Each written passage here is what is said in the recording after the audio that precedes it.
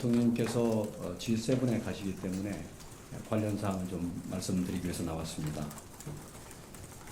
우선 참석의 의의에 대해서 좀 말씀을 시작하겠습니다. 지금 취임 후 10여일 만에 G7 참석을 위해서 6월 16일부터 1박 3일간 첫 해외 방문길에 오르십니다. 카나다가 우리를 초청을 했기 때문에 이제 시작이 된 건데요. 이러한 초청은 G7이 민주주의의 강인성을 보여준 경제강국 대한민국, 그리고 새로 출범한 새 정부에 대해서 큰 기대를 가지고 있음을 보여줍니다. 기본적으로 이재명 정부는 이번 G7 참석을 계기로 글로벌 번영에 기여하는 의교를 다하면서 한 G7 파트너십 강화를 추진해 갈 겁니다. 조금 세부적으로 말씀을 드려보겠습니다. 이 대통령께서 첫 외교 일정으로 G7 정상회의에 참석하는 것은 여러 가지 의의를 갖는데 한 4가지 정도로 정리를 해볼 수 있습니다. 하나는 지난번에 계엄 위기로 한국의 민주주의가 위기에 처했습니다. 그런데 그 위기를 지금 극복을 하고 민주 한국이 돌아왔다 라는 메시지를 국제사회에 알리는 첫 국제 무대가 될 겁니다. 한국 민주주의의 회복을 널리 알리는 의미가 있겠습니다.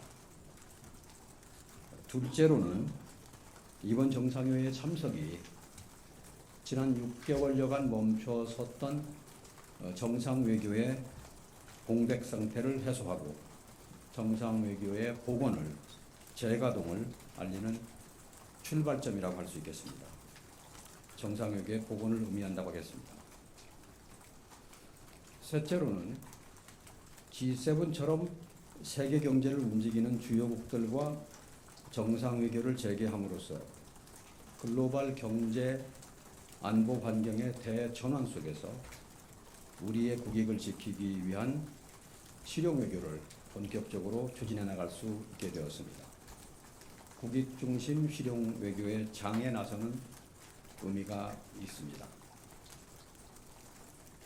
넷째로는 G7 계기에 미국, 일본 등 주요국의 정상과 교유하고 협의함으로써 관세 등 당면 외교 현안, 경제 통상 현안에 대한 타개 방안을 모색할 수 있습니다.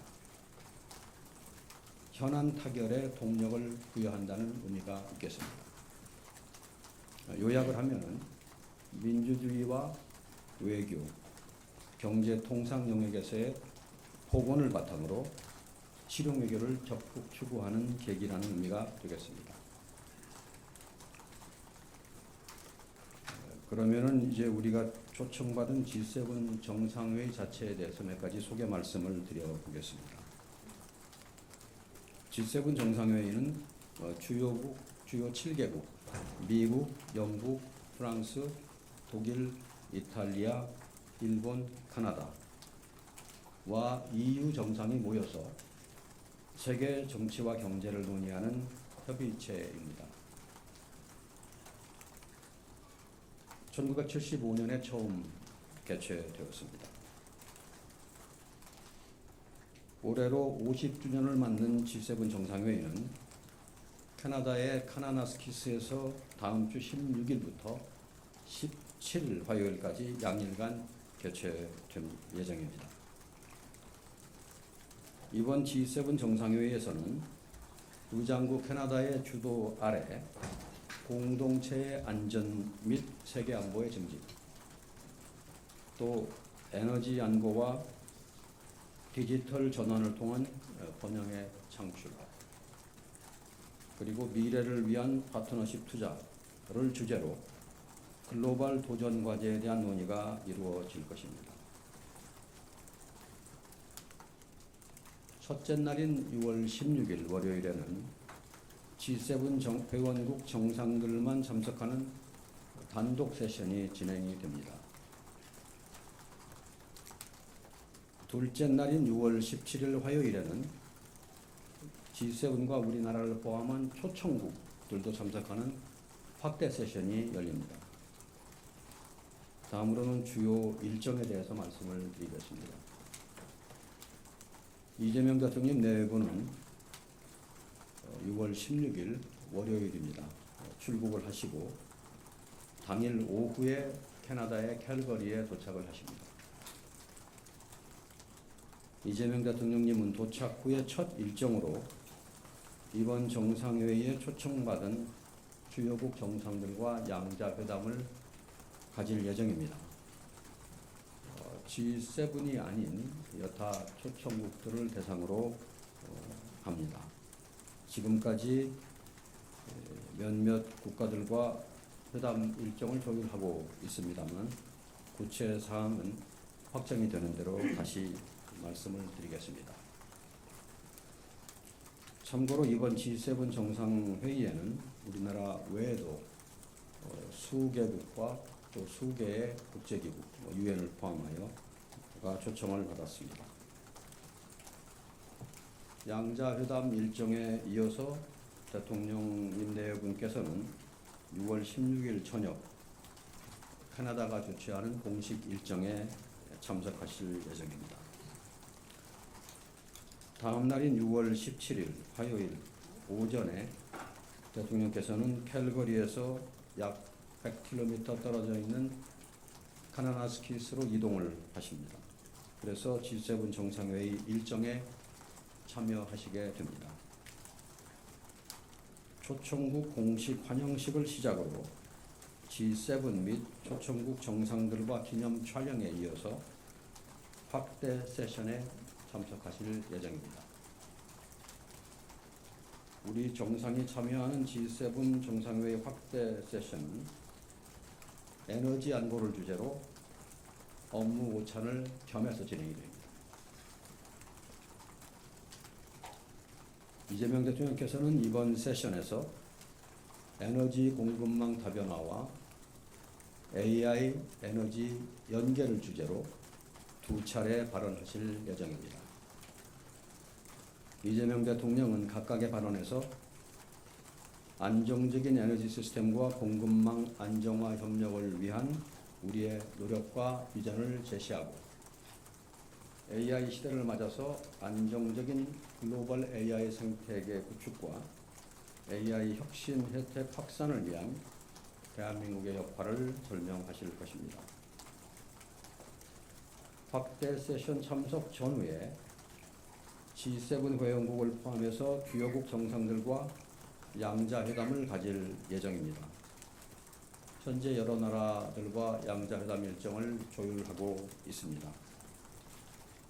그런데 다자회의의 유동적인 특성상 세부 조율이 계속되고 있기 때문에 이 자리에서 국가명 등을 구체적으로 말씀드리기는 어려운 사정이 있음을 양해하여 주시기 바랍니다. 6월 17일 오후에 대통령님께서는 카나나스키스에서 일정을 마치고 다시 캘거리로 이동을 해서 귀국을 하게 됩니다. 서울에 도착하면 6월 18일 늦은 밤이 될 것입니다. 그러면 이번 G7 정상회담 참석의 기대 성과에 대해서 말씀을 드리겠습니다. 이번 회의는 세계 경제를 선도하는 주요국 정상들이 모이는 회의라는 점에서 국익 중심 실용 외교의 첫걸음을 내디딜 수 있는 좋은 기회가 될 것입니다. 무엇보다도 대통령님 취임 후에 10여일 만에 주요국 정상들과의 대면을 통해서 조기에 신뢰관계를 구축할 기회를 갖게 된다는 점에서 매우 시의적절하다고 할 수 있습니다. 세계 경제 대국 정상들과의 교류는 우리 경제가 어려운 상황에서 우리의 기업 활동은 물론 민생 회복과 경제 살리기에 기여할 것으로 기대가 됩니다. 또 여러 양자회담을 통해서 국익과 실용의 관점에서 주요 국가의 우호 협력을 강화하는 동시에 통상, 무역 등 현안 논의에서 진전을 이루는 기회를 갖게 될 것입니다. 마지막으로 G7 정상회담 참석을 통해서 에너지 공급망과 AI 등 글로벌 현안 논의에 적극 참여함으로써 명실상부한 G7 플러스 국가로서의 대한민국의 위상을, 국제적인 위상을 공고히 하는 효과가 있을 것으로 기대가 됩니다. 제가 모두에 드리는 말씀은 여기서 마치고 여러분들 질문이 있으시면 답변을 드리겠습니다.